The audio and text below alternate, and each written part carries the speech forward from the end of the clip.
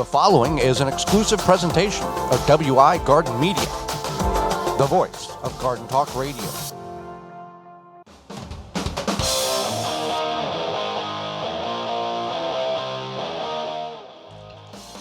Coming up on the program today, it's all about getting your garden ready for the fall growing season, as well as farmers markets, information that you should know. Our guest is author Laureanna Raymond-Duvernell, and we'll answer your garden questions. That's all this hour, and it's jam-packed, so let's start right now. You are listening to the most informationally packed hour of garden-focused radio in the country and on the internet with your host, husband and wife team Joey and Holly Baird. This is the Gardening with Joey and Holly radio show. Welcome to the Gardening with Joey and Holly radio show. Thank you for being with us today and allowing us to be part of your world for the next hour. I am your host, Joey Baird. Beside me is my wife, co-host, best friend, and gardening partner, Holly Baird.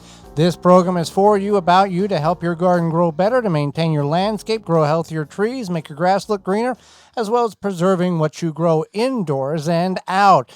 There's a number of ways in which you can get a hold of us, but first, we want to thank you whether you're listening to us on one of the 15 AM and FM frequencies that are broadcasting our program here in 2021 across the United States, through a radio app, through our parent website, which is the WisconsinVegetableGardener.com, or through a podcast replay or in-studio video replay, a number of ways in which you can capture the program, and we thank you for doing that. You can get a hold of us by giving us a call if you'd like at 1-800-927-SHOW. That's 1-800-927-7469. Or if you would much rather just send us an informationally packed email, you can do that by sending us to gardentalkradio@gmail.com. gardentalkradio@gmail.com with your question, and we will get the answer to your situation. Big show today. It's about fall planting, Holly. And before we get into that, you know what this show is, don't you? It's our 112th show. If 140 was 10 weeks ago, this cannot be 112. It's our 144th show. 150th show. 150th show? Wow. Yeah, 150th show. Wow. That's Yep. amazing. Yep, and all 150 shows are captured via podcast and in-studio videos. So all the way back to March, I think it was 4th of 2017, you can capture all of those, relive all of those. Well, Holly, let's get into the topic of the day, which is planting or planning for your fall garden. Yeah, so you want to start thinking about that. You may not be planting like immediately. It's 117 degrees. Why should I need to worry about fall planting? Because fall planting doesn't mean you're planting in the fall.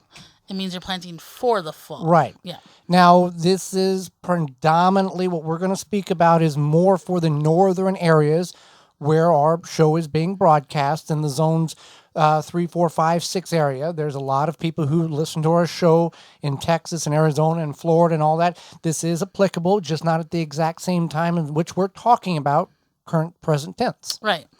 So we can talk about, you want to do about 70 days before your first average frost date. That's 10 weeks. 10 weeks or so. Sometimes a little bit more, sometimes a little bit less, and we'll kind of go through that here. Now, I will say that in the many portions of the country, the fall planting is not something anybody cares about from a business standpoint. They don't have plant starts at your local garden center right now for fall in Pennsylvania, Milwaukee, Salt Lake City. Typically, that's not a big thing. Now, some of the places way down south, that does exist. Right. But not up here. You got to have to start these things. You're on your own on this one. Yeah, so hopefully if you don't have any seeds, I don't know, you might not be able to do this year, but maybe next year. Seeds are on sale now, so let's see what we can get a hold of. So the first one we have here on the list is arugula. Arugula. Now, arugula, if you've never tasted it, you might want to figure out what it tastes like, because to me, not a pleasant green to have. Now, apparently, if you cut it and you mix it in with other things or put it in your smoothie, it suffocates the flavor of arugula. Not the best flavor I've tasted, but some people enjoy that type of flavor. Right. It's definitely an acquired taste, yes. I guess. 5 to 7 days for those seeds to germinate. even in cold soil. Now, arugula is something that's going to go to bolt, go to seed very, very rapidly. So you want to kind of wait a little bit in order to plant that. It can take about 30 days to reach maturity. So you can kind of really get that pushed even farther back into the later portions of fall as the days get chillier, and it will do quite well. Beets. Go ahead. I just want to mention that arugula is also a microgreen that Yes. people grow so indoors. Yeah. So maybe you're like, I don't want to grow outside, but you like the arugula, whatever, one of your microgreens, that's an option. Beets can be grown in the spring, and all these things can be grown in the spring and the fall. Beets take about 65 to 70 days to reach maturity. You can plant them later in the fall, 10 to 12 weeks before your first average frost date, and you will get beets. We're harvesting beets now because we planted them way back in April, and we can start planting them again for fall harvest. Beets come in a variety of different colors, from golden to Detroit to Chiaga. That's the beet that's red on the outside, but when you cut it across the bulb, it has white and red circles in it. So it's a pretty neat little thing. So one of the cool things about beets is that if you harvest them when they're about 2 to 3 inches in diameter, they're going to have a little bit of a sweeter, better flavor. So that's Not so woody. Not so woody. So if you're like, well, I don't have enough time to plant these beets, but they might not get very big, that might not be a problem. You also want to thin the beets out. They come in cluster seeds. You got to thin them out, otherwise you're not going to get any bulb development on that. Cabbage is another one which you can get started a little earlier here and get it going. And in some climates, you can let that go later on, even up to the first snowfall, and harvest it then. They've got cabbages that are burgundy, green, from 3 pounds to 10 pound heads of cabbage based on what you're looking for. Right. So that's the cabbage, and you Carrots are next on the list. Carrots are next, yep. So carrots, they're a root crop, and they are known for their classical cool season growing, and they take about 7 days to germinate, if not more. They germinate a little bit slower. Yeah, about 14 on the long end. And you want to cover your carrots, whether you're planting them in the spring or the fall. Plant them wherever you're going to plant them. Make sure the soil is hydrated. Take a piece of cardboard or a board and cover that row or that area for that 7 to 14 day duration to hold the moisture next to the seed, and that will increase your germination rate substantially from if you just didn't cover with a object to hold that moisture in. The seeds are very tiny, need very little soil on top of them, and if you don't cover them, you're going to have a very poor carrot crop. They can take 60 to 80 days to reach maturity. You can harvest them as baby carrots and pick a color. They will count. You can get carrots in that color. Right. So then there's also cauliflower, and cauliflower is frost sensitive. So if you are going to grow this for the fall, you want to make sure you're definitely backing off that frost. You can plant it in the spring, get a little frost on it, it's okay, but as the plant is getting to a mature state, that's when the sensitivity kicks in on the cauliflower. Chinese cabbage, similar to the traditional cabbage that we were talking about earlier, kind of the same thing. You got pak choy and bok choy and all the choys in there that you can grow, and it does have a very different flavor or taste than the traditional cabbage that we are familiar with, that we would get at the farmer's market or the grocery store. I don't think we've ever tried this in fall. We've done it in the spring. We've done it in the spring, yes. Yeah. So that's another option for you. Then you have your good old kale, your greens, your kale, collards, mustards, those nice nutrient-dense greens. And you can, if you have kale that's growing from the spring, it will grow into almost winter. And grow next spring, and it'll put seeds on for seed collection. They're biennials. They'll put seed on the second year. And kohlrabi is another interesting crop. It comes in burgundy and green. And it looks like a little alien plant. It has a very unique. Weird, it has a stem that goes underground, which goes to the root system. And the edible portion is a round baseball, tennis ball size object that has limbs coming off of it with leaves. Right. Kohlrabi is part of the Brassica family, part of the cole family. And it actually, yeah, I think it looks like a root crop, but then it's not a root crop. Fun So fact, the leaves on the kohlrabi are 3 times more nutrient dense than the bulb itself. Wow. But as the plant matures, the leaves get more tough. And the more you cook it, the more nutrients is lost based on the heat. Here's another one is lettuce, and it's kind of like the arugula we talked about. It can become microgreens. And you can grow lettuce. Lettuce is one of the simplest things in which you can grow in the fall because as the days get shorter on all of these crops, the days get cooler, the day length is shorter, and they don't have that sensitivity to go to bolt or seed like they do in the spring. The spring gets warmer, days get longer. These plants don't like that. Fall, it's the opposite. Get shorter days and cooler days.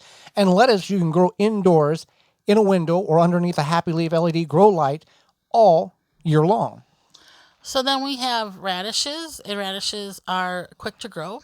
They grow in about 30 days or so, so you can definitely grow those.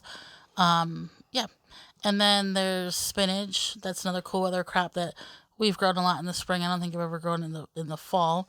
And you can make that into microgreens as well. Well, Swiss chard is another one, which just like kale, if you've planted it in the spring, you're harvesting it all season long because they are not, the heat doesn't bother them as bad as lettuce or spinach does, which will go to seed very, very rapidly, as well as radishes.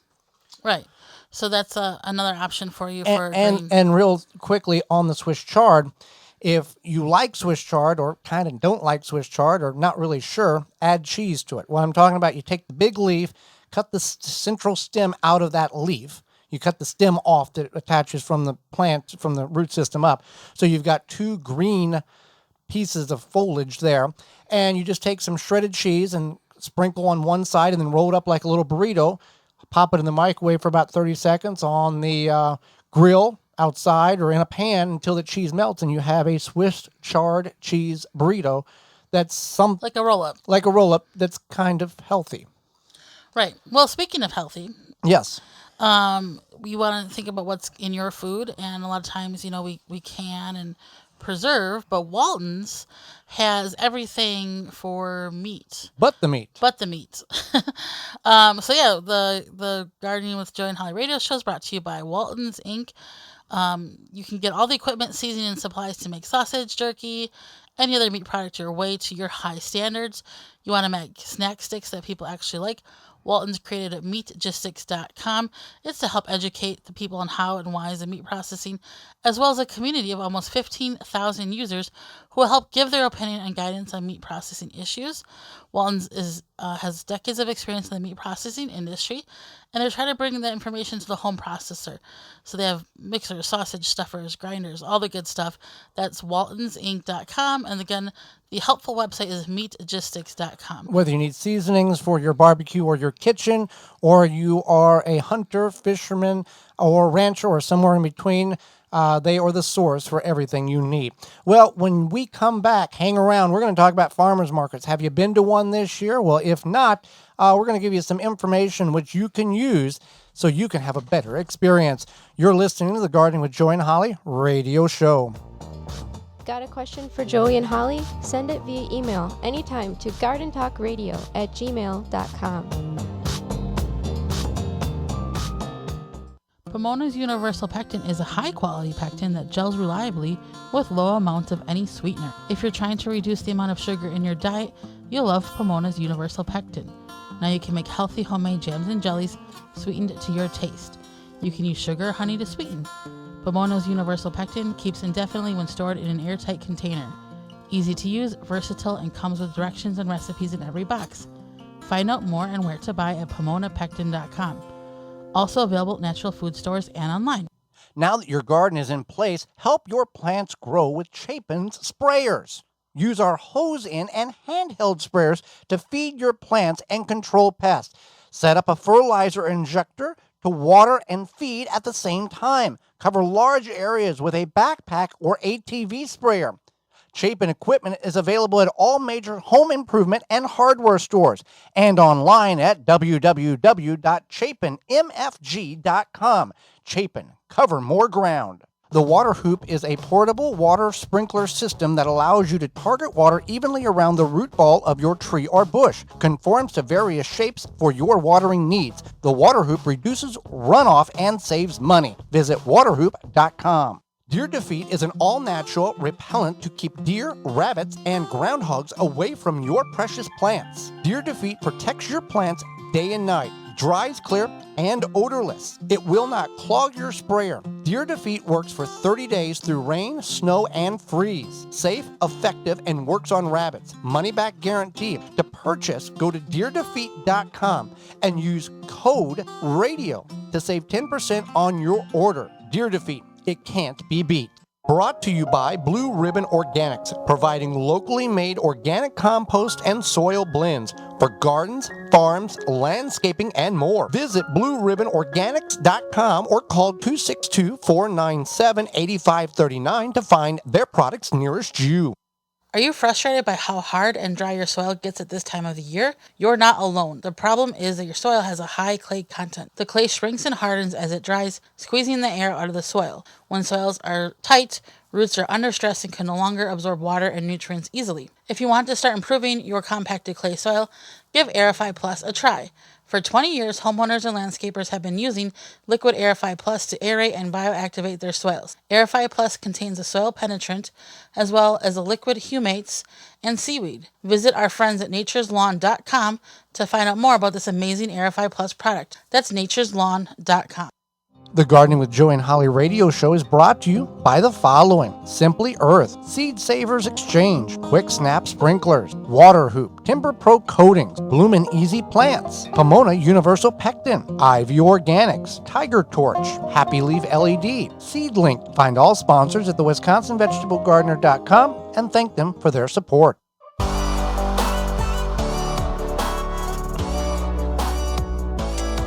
Welcome back to the Gardening with Joey and Holly radio show. Thank you for being part of the program today. It's dry in a lot of portions of the U.S. Even if we're getting some rain, it's not making up for the deficit that we have exceeded. And you got to keep your plants healthy and happy and hydrated. Tree Diaper can do that with very little effort on your part. How do you water your trees? You likely drag a hose over to it, let the hose run for about half an hour, and then go forget about else. it. Yeah. Then a half an hour becomes an hour and a half. And then overnight, and you're like, oh, this ain't good. No. So stop doing that. Increase your water efficiency and save money with Tree Diaper. We know you've done it. No, yeah, exactly. No hoses to drag around constantly. Tree Diaper is a revolutionary watering system that slowly releases stored rainwater when trees need it. The Tree Diaper fills with water from rain, or when you water it and it slowly releases water over 3 weeks. Tree Diaper will improve the way you water your plants every time it rains. It recharges. It's made in the USA. You can find all the sizes they have available at treediaper.com. That's treediaper.com. So, have you gone to a farmer's market this year? If not, we've got some information for you to help your experience be better. And if you have, congratulations, keep going. Support those local farmers in your area. So, Holly, for those who have gone and haven't gone, what does one need to know about a farmer's market? Well, first of all, you probably have... And there's people that go to a farmer's market that never has put a seed in the ground ever. And actually, I suggest this for a lot of people when they find out about what, we have a radio show and they're like, well, I don't have a garden or I can't have a garden, blah, blah, blah. And I'm like, go to a farmer's market. That's a good way to support your local agriculture and get fresh vegetables. So you can find farmers markets by doing a simple Google search, but there's also a website called pickyourown.org, and this will actually take you to farmers markets and then also pick your own locations. Farms, and then localharvest.org. So those are two options. Sometimes if you... Give those addresses one more time. Pickyourown.org and localharvest.org. So maybe you don't like your farmer's market. You want to find a new one. Right. You might be able to find one. And farmer's markets in your town can be completely different than farmers markets 20 minutes down the road. Right. That's another thing. And you might find one, like, say your farmer's market's on Tuesday and it's not convenient or whatever.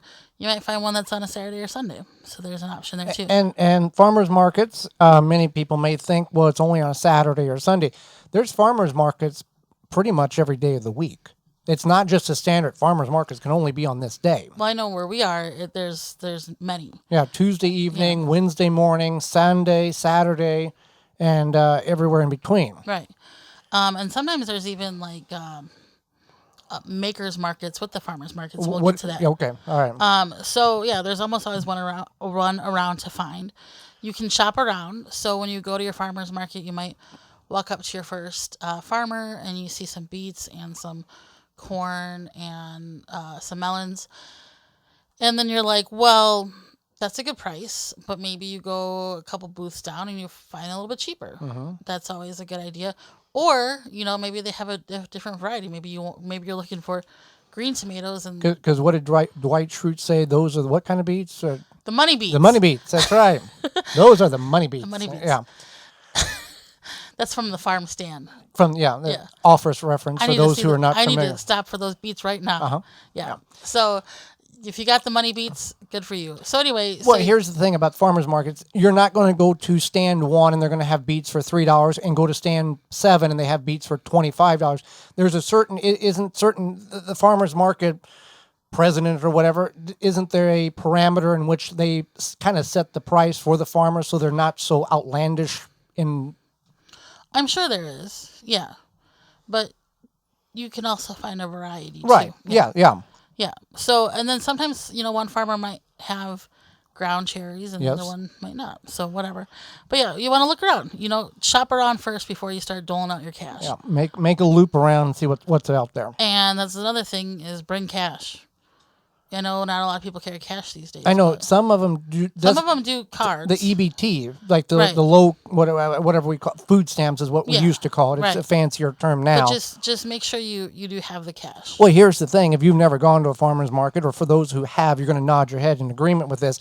You take a $20 bill to a farmer's market, you're going to walk out of that farmer's market with more produce than you can carry for $20. Totally. As long as you don't get distracted by soap and crafts. Yeah, we're talking vegetables and stuff here. Yeah.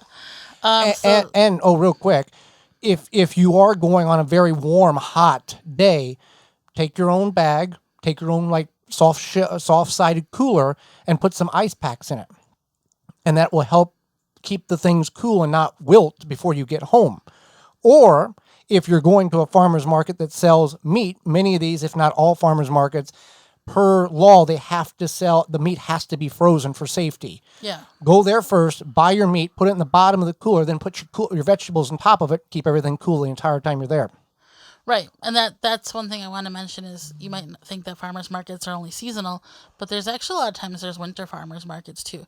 So that's something you could research as well. So you want to bring your own bags, and Joey had mentioned like bringing maybe a cooler bag or something, but if you don't have that, bring a bottle of water too for yourself. Right. Right. Bring something to drink. But yeah, bring your own bags, and then that way, because the farmers are outputting the costs, for those plastic bags. So if you bring your own bags, they'll be very appreciative. Farmers markets are fun, I think. A lot of times, sometimes your farmers market might have live music or entertainment or something. So you can always look into that. And some farmers markets encourage the whole family bring the dog along, and other ones forbid it. There's signs miles away, no dogs allowed. So it's up to the organizer of said farmers market whether. What about a cat? I think that would be not a good ending. Well executed, poorly. Well thought out, poorly executed. Probably. Yeah. So yeah, and then a lot of times they have other items, like Joey mentioned, meat. There's sometimes dairy products. I know here, like most places, we're Wisconsin, so there's going to be cheese a lot. Dairy, eggs, flour. Barbecue. Yeah, some have hot food, barbecue. One place, I know one place has like churros, so you can find. For those of us who don't know what a churro is, what would that be? A churro is like a Latin pastry kind of. Like a fancy donut. It's like a long fancy donut. Okay, all right. It's delicious. All right. So there's those crafty stuff. We didn't have those on the farm. You probably did not. No. Crafty stuff. What is crafty stuff? Like, you might have somebody there with a booth that's like selling some homemade dish towels or something. We're not saying, shirts with some kind of, sports team on it. We're talking about like somebody spent time and love making something. Okay. Yeah, like I made this jewelry or whatever. Okay. Talk to the farmer. Yeah, you want to talk to the farmer. and maybe you're like, what, why is this carrot purple, or what do I do? Well, that's the thing. this? People swear up and down that there's no such thing as rainbow carrots. There's only orange carrots. That's all there is. There's red, there's burgundy, there's purple, there's like almost black, there's white, there's yellow carrots, all kinds. The orange was just a byproduct of one of the kings back years ago liked orange, and that's what that kind of stuck. You didn't know that, did you? I didn't know that. And carrots were not always popular on dinner plates in America until after the war, whenever the soldiers fed that every, and they asked for it when they come back. Gross. You like carrots. I don't like nasty, mushy, No, disgusting carrots. but a carrot in a roast or a fresh that's carrot. Fine. Yeah. But I'm not eating the mushy brown sugar. I don't care. That's disgusting fine. All right. Some people probably really like that. That's fine. They probably don't like other things that I like. Okay. Maybe they don't like crafty items. Okay. Well, So- possibly. Yeah. So back to Talk to talking the farmers. Yeah. I learned about ground cherries at a farmer's market because the farmer was like, "Try this," and I was like, That's the other delicious. thing. Now, I don't know post whatever we're in right now world if samples or that type of thing is still allowed or encouraged or offered. Hey, I don't know, try this. Here's a little sliver of whatever. See if you like it before you decide to purchase, $5 of it. Right. I don't know. We'll have to. I mean, maybe we can see, but either way, And here's the other. talk to the farmer. Talk to the farmer. If you're having problems growing peppers, and they have all colors of the rainbow peppers, you can ask them, hey, how do you grow these? Because I'm having this issue. And they will say, well, here's what you're doing right and here's what you're doing wrong. Also, there are organic stands, certified organic, transitional organic, and ones that are not labeled organic, but they will say that they grow it organically. You can also ask them if they use pesticides, Yes. or whatever herbicides, what have you. And the reason why some of these farmers are not certified organic is because of the tremendous expense and the long paperwork trail it takes in order to do it. It really cuts into their bottom dollar because they've got to, they may be doing everything that the FDA says they need to do in order to be organic. They're just not certified because of the overwhelming expense and everything that has to be put into it as well. Wooden spoons. We bought some wooden spoons at a farmer's market. Okay, once. we come back circle on that. Okay. Circle back to the crafty stuff. Okay. So there's lots of stuff at farmers markets. So if you're like, my farmer's market is always packed and it's such a pain and blah blah blah. I don't like people. I don't like people. People. I can Oh no, understand. people. Oh no, people. Yeah. You should go early. If you go early, especially on a weekend, on a Saturday morning, there's typically not going to be a lot of people there. Be the first person there. Yeah. And then by the time the crowd's rolling in, you're already done. Well, however, there's a downside to that. You're probably going to pay full price for everything. If the farmer's market closes at 2:00 in the afternoon and you get there at 1:45, these farmers are not wanting to take home any of this. So if the beets are $3 for whatever number, they may knock it down half price just so it's gone. Well, sometimes you got to pay the anti-people tax. I know. But I'm just saying, if you want to get, basically double what you normally would get, go half hour, 45 minutes before they close because they're wanting to get that stuff. They don't want to take anything home because essentially they've either got to eat it themselves, donate it, or throw it away. Right. There's not a whole lot in between there. But if your coworker's like, you got to go to the farmer's market and you got to try the something Right. bread, but then like go early, it sells out fast. Trust me, that coworker knows what they're talking about. Well, we know what we're talking about when we talk about Japanese beetles. Summer is in full swing. It's hot out there, and those Japanese beetles are wreaking havoc on our gardens. Yeah, if you're looking to successfully control beetles without damaging the environment, look no further than Beetle Gone from Phylum Bioproducts. It's derived from a naturally occurring soil bacteria. Beetle Gone is the only organic solution that successfully controls beetle invaders. Just mix the powder with water and spray on your plants. Once ingested, the targeted pests will stop feeding and die. And since it's an organic BT product, it's a great choice to use on your fruits and veggies in addition to your ornamental flowers and trees. Not only does Beetle Gone work, the best part about it is safe to use around beneficial insects such as ladybugs, butterflies, and bees, and it has zero water toxicity. Beetle Gone from PhylumBioproducts.com. That's PHYLLOM Bioproducts.com. Hang around. Author Laureanna Raymond-Duvernell will be with us moments away. You're listening to The Garden with Joey and Holly Radio Show. Have a garden question? Give Joey and Holly a call now or anytime 24/7. Just dial 1-800-927-SHOW. If you can't get through, leave a message and they will call you back. Call now 1-800-927-SHOW. This week's garden tip is brought to you by Yard Glider, the cart without wheels, loads without lifting, hauls more, dumps faster, built to last, and built for hard work. Multiple sizes available at yardglider.com. That's yardglider.com. One way to help increase the healthiness of your plants is throughout the growing season, continuously remove the lower sets of leaves on your plants. This will help reduce the amount of fungal diseases the plants can receive by soil splashing up on them. Another great way to reduce the amount of fungal chances your plants may receive is by continuously mulching with an organic means of mulch around your plants. This week's garden tip was brought to you by Yard Glider, the cart without wheels, loads without lifting, hauls more, dumps faster, built to last, and built for hard work. Perfect for homeowners, arborists, hunters, landscapers. Pull it behind an ATV, a lawnmower, or pull it yourself. Multiple sizes available at yardglider.com. That's yardglider.com. Straight from the farm, fields, and briar patch, Piper and Leaf Artisan Tea is a tea like you've never imagined it. Get our award-winning tea delivered right to your front door and become part of the Piper and Leaf family. Free shipping over $75 at piperandleaf.com. Looking for a non-toxic fly control? Call the Bug Farm, 1-800-248-BUGS, bugs. Protect your plants against damage with a 3-in-1 plant guard and special blend fertilizer.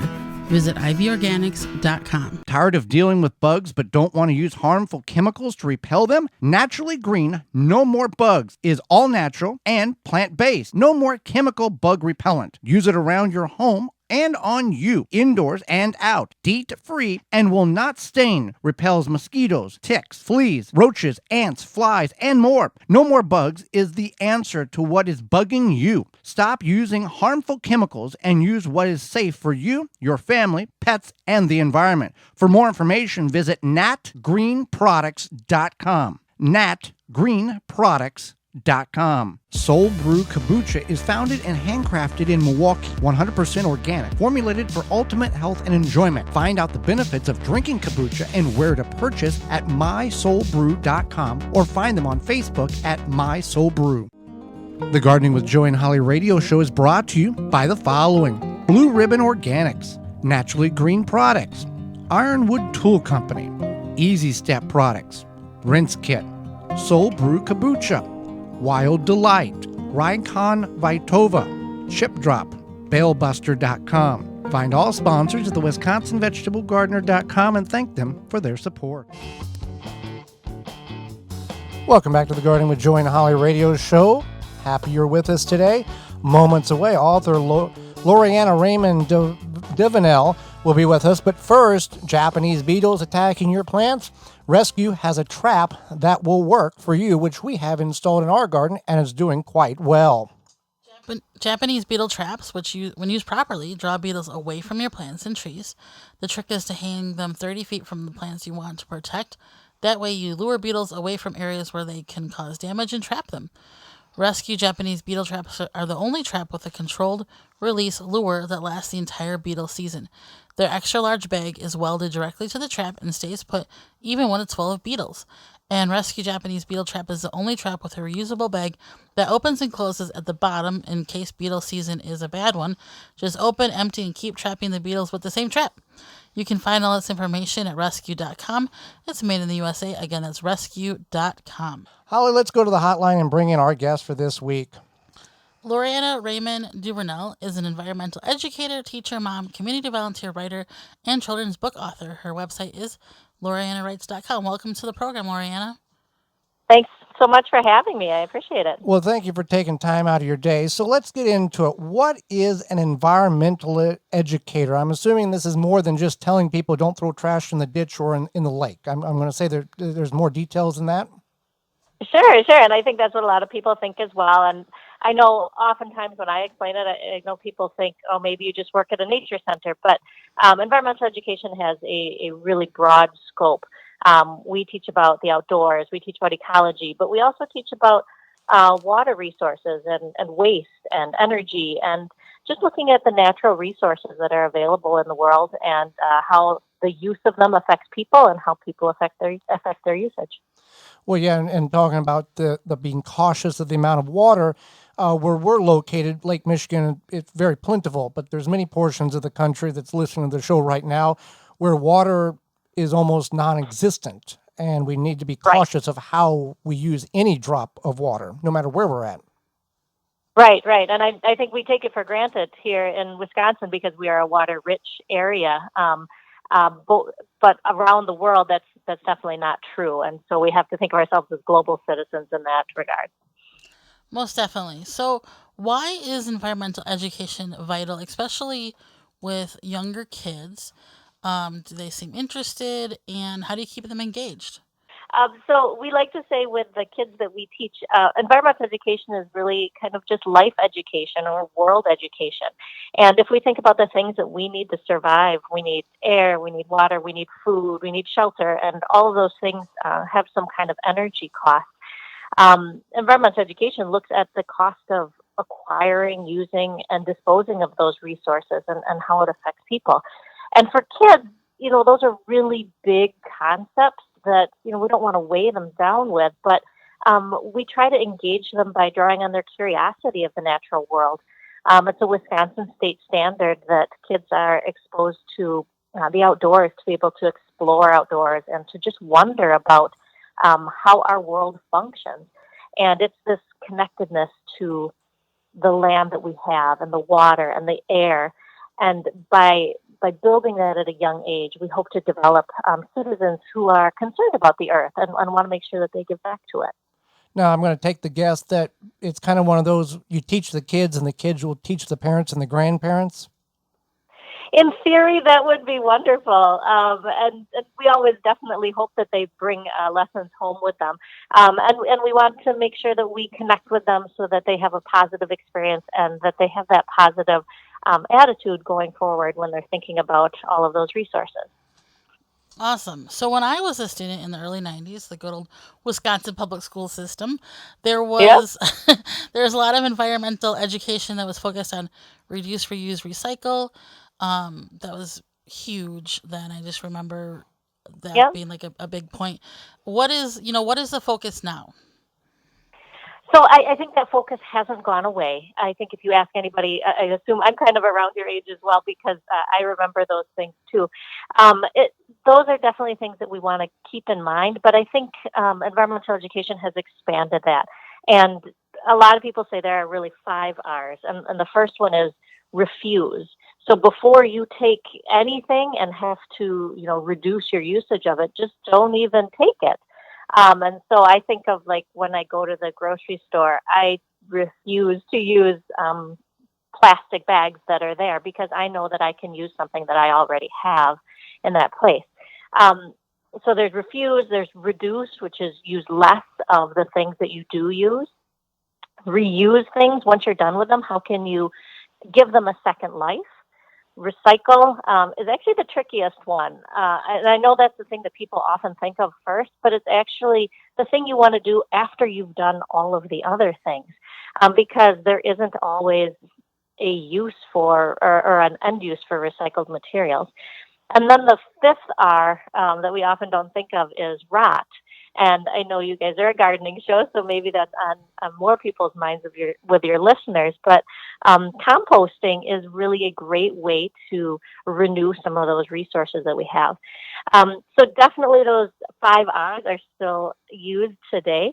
But I would say the thing that has maybe changed the most in the last 20 or 30 years since I was in school was we're looking towards how can environmental green economy be used to drive our world forward. So rather than just thinking of things the way that we've always done them, how can we do things differently, but still in an economical way and still make money, but do it, in a way that's better for the planet. And the recycling thing, we can get in as deep as you want to go here, but we are now learning to some degree, if it goes in the recycling bin, that doesn't mean it gets recycled based on where it goes and what it is and what country it used to get shipped to and now it doesn't. So we're getting some more eye-opening information on that pretty frequently. Yeah, absolutely. I think for a long time it was billed as, the answer to our waste problem. And what we've come to find is a lot of people just, sent it away, and, away isn't away for everybody. There's definitely places where that has built up because there's just no other use for it. Right. If I see it go away, it means I did a good thing, but that you got to figure out if you're really doing a good thing by putting in the recycling Right. bin. Yeah. Yeah. And that's definitely important for people to, I think, realize, is that a lot of times people call it like downcycling or faux cycling because of it's not always being recycled. And when people are educated on that, I know that they might become more conscious of what they're purchasing, that it's not just going to go, hopefully, to get recycled. Right. Yeah. That front end, if we can, have people refuse to, don't get things that you don't need, but then also reduce the things that you buy, and reduce the things that you use, that really, makes a difference when you're looking for what you do with it when you're done with it.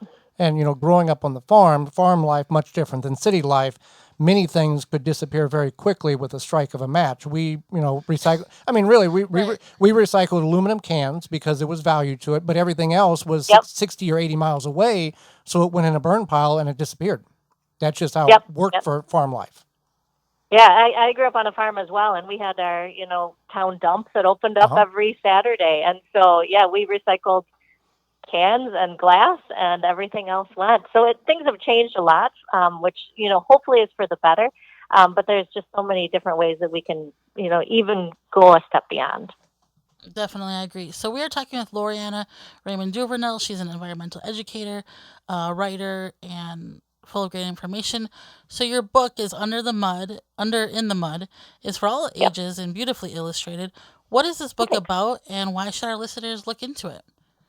Sure. So, book is kind of a combination of me being an elementary educator, actually, and an environmental educator, and wanting to, teach people some of the things that I'm passionate about in the environmental world.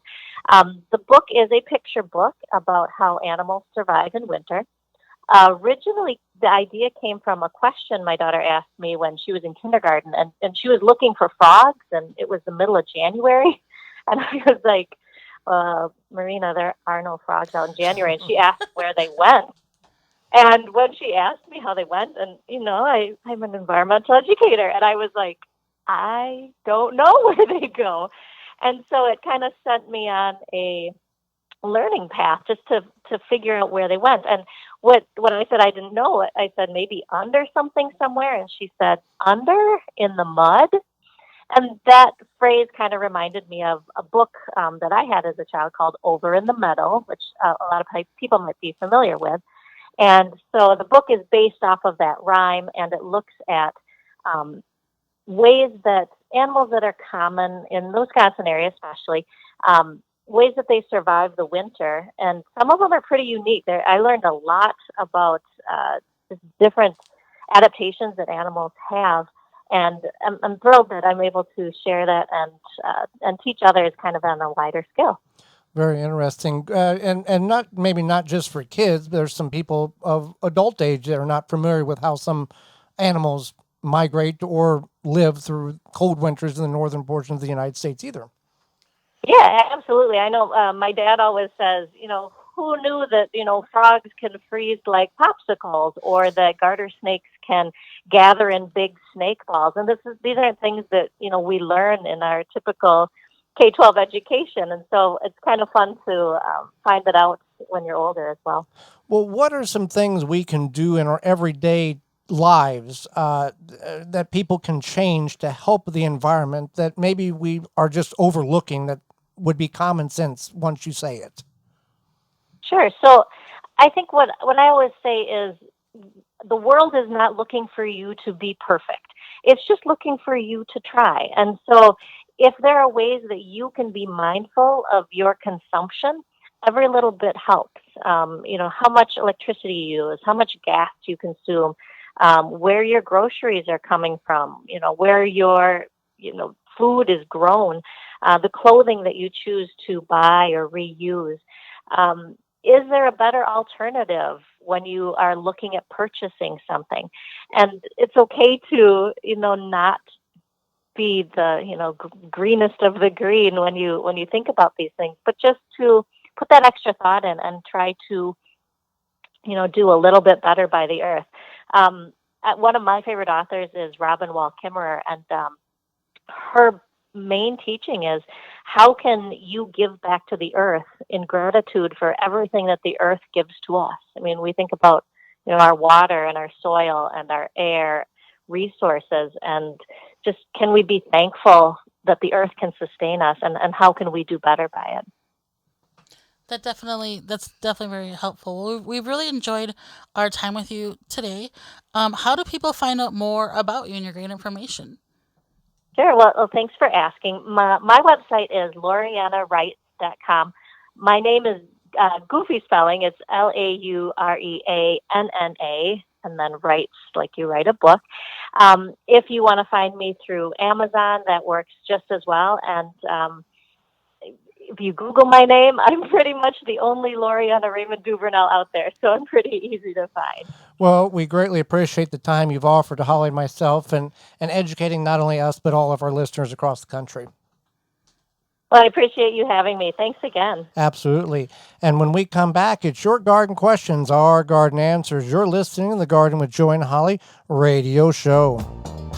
Got a question for Joey and Holly? Send it via email anytime to gardentalkradio@gmail.com. You move your lawn sprinklers all over the yard, but you always end up putting them in the same spots. Why not just bury them there, out of sight, always ready to use, pre-adjusted to water the precise areas you want? Quick Snap Sprinklers makes it easy. In-ground sprinklers without the hassle or expense of laying pipe. Put the sprinklers anywhere in your lawn or garden. Snap on a hose to supply the water. Water on, it pops up. Water off, it drops below ground. You can mow right over it. You can have a buried sprinkler system up and running in just minutes. Each Quick Snap saves thousands of dollars. They install in minutes and operate for years. Visit quicksnapsprinkler.com. Do you want to transform your kitchen waste into a valuable soil amendment? Cousins Compost offers a variety of composting supplies. Cousins Compost's Royal Worm Bedding is designed to produce excellent worm castings. Use coupon code REDWORM21 for 10% off at cousinscompost.com. The number one key to healthy, productive plants are the roots. Starting from seed to full-grown plants, rootmaker.com has the answer. From seed starting trays with an innovative design that air prunes the roots, creating a fabulous root system, never again will you have root-bound plants, to multiple gallon grow bag sizes to raised beds. Rootmaker.com has your grow needs covered. Visit rootmaker.com. Use coupon code RADIO21 and get 15% off your entire order. Hello, I'm Joey Baird from the Gardening with Joey and Holly radio show. If you're looking for merchandise for the program, you can go to thatismyshirt.com and get shirts with our logos on it. If you'd want to go a different route, they have a lot of comical, logical, and witty sayings on shirts that you can wear that makes a statement. From valedictorian from Common Sense University to I Heart Compost to Don't Be Just Average Today, and a number of other great sayings. It all can be found at thatismyshirt.com. Thatismyshirt.com. Sizes from small to 5 extra large and multiple colors per shirt to choose from. Thatismyshirt.com. Ship Drop is a website you can sign up for free wood chip mulch delivery right to your door for free. Ship Drop connects homeowners and gardeners with tree services who are trying to get rid of their wood chips. You can also sign up to get free logs and firewood. Go to chipdrop.com to learn more and sign up for a free account. Rinse Kit, your hose on the go, pressurized water at your fingertips. Without pumping or battery, simply fill from your spigot or sink on your way out to the garden, beach, or anywhere. Spray it, wash it, Rinse Kit. The Gardening with Joey and Holly radio show is brought to you by the following: Pro Plugger, Dripworks, Walton's Incorporated, Tree Diaper, Janie's Mill, Phylum Bioproducts, Chapin Manufacturing Incorporated, Nature's Lawn and Garden Incorporated, Deer Defeat, Dr. Jim's, Rootmaker. Find all sponsors at the WisconsinVegetableGardener.com and thank them for their support.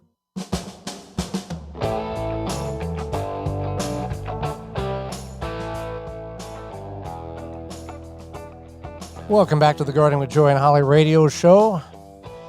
Thanks for being with us today. We've enjoyed your company. If you want to get a hold of us, it's question and answer time. You can certainly do that a couple of ways. You can send us an email to gardentalkradio@gmail.com. That's gardentalkradio@gmail.com. Lock that in your phone or your computer, your email, so you have that available. Or you can give us a ring-a-ding-ding on your mobile device at 1-800-927-SHOW. That's 1-800-927-7469. Had a number of questions come in this week, Holly. We'll see what we can get through to the top of the hour. First question is, how to get grubs out of my garden. They are living under straw bales, and I believe skunks are digging them up under the bale, and they are even digging them out of some plants under the ground of the plants. Thanks, Tim from South Dakota. Any advice that we can offer Tim on that one? Yeah, so you can hand remove them. I know. I don't know if the grubs are the bigger of the two issues. The skunk versus the I'd much rather. The skunks are eating the grubs. I know, but the skunks, if you walk up to a skunk, it's not going to say hi. It's going to let loose and give you. It's not like a perfumey cat. No. Not like Pepe the Pew or whatever that one. Right. Yeah. Right. Okay. So anyway, so you can remove them by hand, which at this point I think it sounds like that he's past that point. Yeah.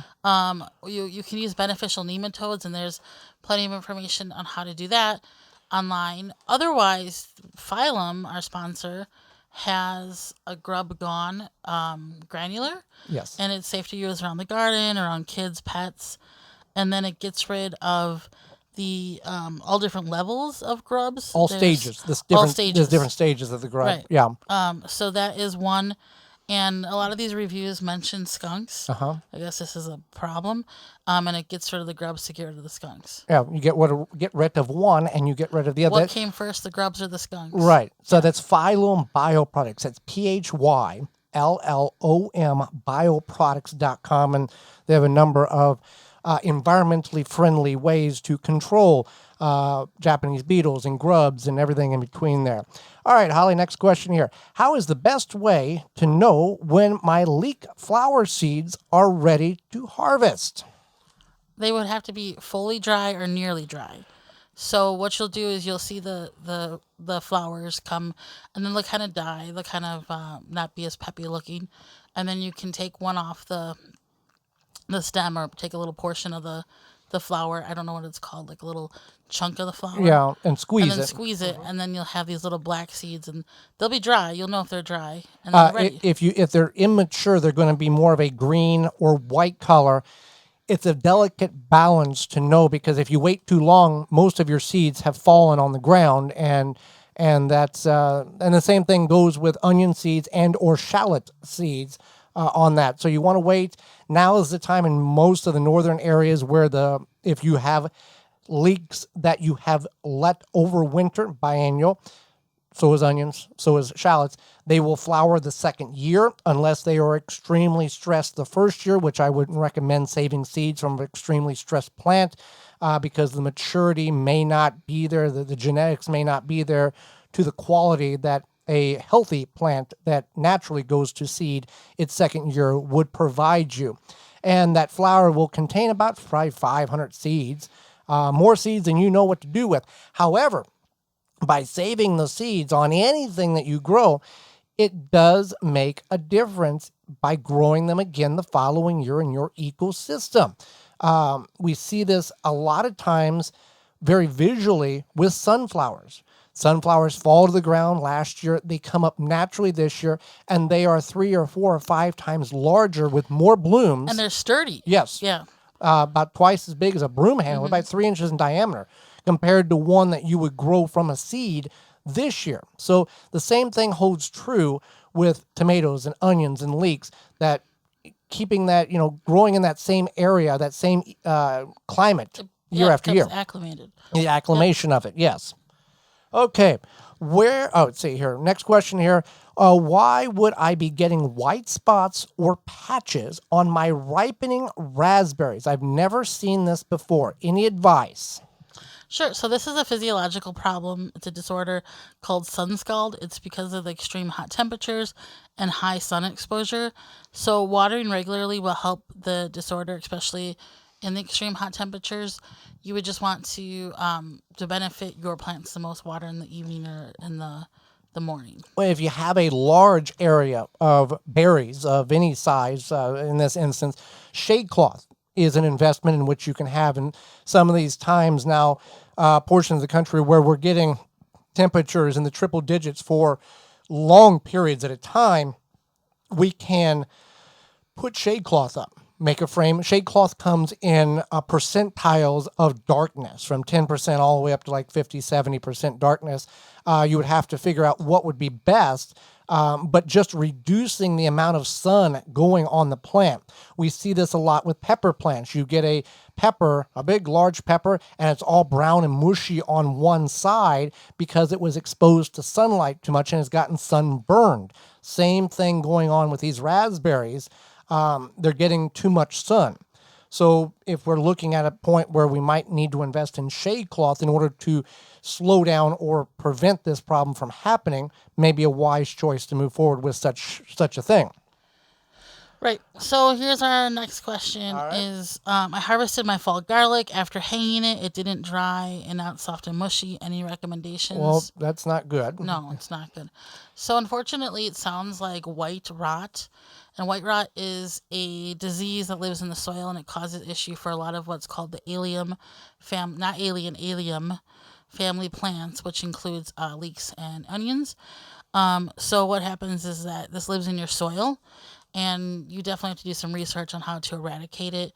But it sounds like that's white rot. It typically happens where you harvest the root and then after a while it just is mushy. So don't plant those family of plants in the same area. If you can, you need to plant it somewhere very, very different. If not, create a raised bed and bring in specific soil to grow those particular types of vegetables to eliminate the problem.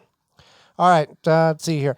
I fed my garden some granular 10-10-10 on my tomatoes, peppers, and other plants. My tomatoes are yellowing at the lower leaves, and some of the cucumber leaves are dying off. Is it the fertilizer that I just recently applied? No. So unless you aggressively applied that fertilizer and aggressively watered it, it is not the fertilizer. It could be if it was liquid. If it was liquid, it could be. If it was a liquid inorganic, right, it could be the problem. But this is a granular. You're not breaking it down that quick. No. So it sounds like the tomatoes are early blight, and early blight lives in your soil. So there's a few things that you can do. You can trim off the lower 6 to 8 inches of the tomato plant leaves. And any infected plants. And any infected leaves. Up to 25% of the total capacity of the plant. Right. You can take yellow whole grain cornmeal and sprinkle that around the base of the plant. This has to be yellow whole grain. And then you can also mulch around those plants, and that will help that early blight. As far as the cucumbers sometimes just have dead-looking leaves. It happens. The leaves die back because they're putting their energy to the plant. Typically, a lot of plants, the lower sets of leaves will die off as the plant matures. You'll see this on zucchini. Cucumbers are very prevalent with this. And again, cucumbers, we're early in the growing cycle. They're not a 4 or 5 month long plant. They're a very short season plant when you look at the duration of what they are capable of doing. So it's as long as it's just dying off and it's not a chemical drift, a disease, or some type of that problem. If it's just natural dying off, it's not really a problem. It's just part of how the plant operates. So that was cucumbers and tomatoes there. My bush beans and pole bean leaves are very shriveled and twisted looking. I have kept them watered, and we've had quite a bit of rain too. Any suggestions what this could be? It's just too much water, essentially. So if you too much of a good thing. Too much of a good thing. So if you maybe it's dried out a little bit now, I would definitely halt if you have irrigation to the plants for a little bit. Like you'll dig down in the soil and feel how moist it is. Let it kind of dry out a little bit. They'll bounce back. It'll be fine. It's going to take a little longer for them to return to natural size and shape and everything, but it's not like they're not going to die. If you back the water off, it should be a little better on them for that, and just part of the deal. So that's something, too much water, and this can happen on other plants too, too much water. You want your soil to be the consistency of a damp sponge, not a sopping bog. And when you start seeing that, that's where, if you're getting a lot of precipitation, you want to shut that irrigation down so it's not watering the plants while it's raining, and you get this whole slobby muck, and it really can hurt the plants in not a good way. Well, with that being said, we are out of time, and we thank you for yours. Did you miss any portion of the program today or want to revisit it? Well, you can certainly do that by a couple of means. You can send us an email to gardentalkradio@gmail.com, and we'll send you a link to the program today. Or you can go to our website, parent website, the WisconsinVegetableGardener.com, and clicking on the Season 5 tab. And as we mentioned earlier, it's 150th show. You can see all 149 shows in video and podcast form there.